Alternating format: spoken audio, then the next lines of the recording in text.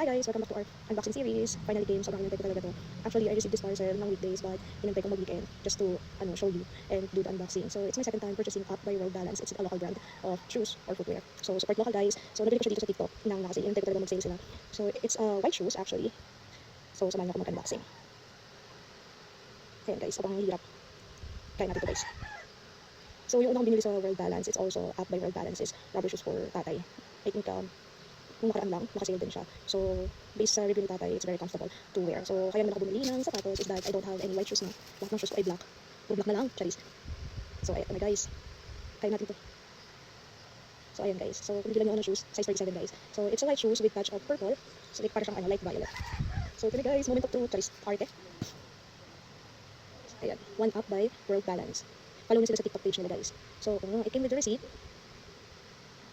sobrang nakasili siya ngayon guys. Kung may mga voucher tayo sa TikTok, mas mababa niyo pa siya makukuha. So, ito na, tingnan natin. Wow. Oh, cute. So, let's see. This is the front, the side, the back. I mean, back ba yun? Yung ilalim and the back. So, if you're going to buy shoes, make sure that it's comfortable enough to wear. Kasi, you know, masakit sa paa kapag hindi siya komportable, of course. Then, ayun siya. Para siyang, yung material niya is para siyang mesh, para breathable. It's good for walking, casual wear, or running shoes as well. So, cushion na rin siya guys. Then, what I like is, sobrang tibay niya. Tahi siya sa ilalim. So, check out na kayo guys. So, if you have like some voucher sa TikTok, mas makakuha nyo siya ng mababang presyo. Ang cute niya, di ba? Napaka-cute. So, deserve ko to as a birthday gift para sa sarili ko. Advance birthday gift na rin. Tingnan na natin yung isa. So, ganito siya guys. Ayan. One Up by World Balance.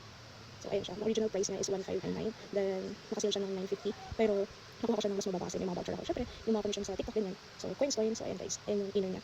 Cute niya, di ba? Napaka-cute niya. So, bumili na kayo guys. So, I think that's all. See you on our next unboxing guys. Bye! Bye!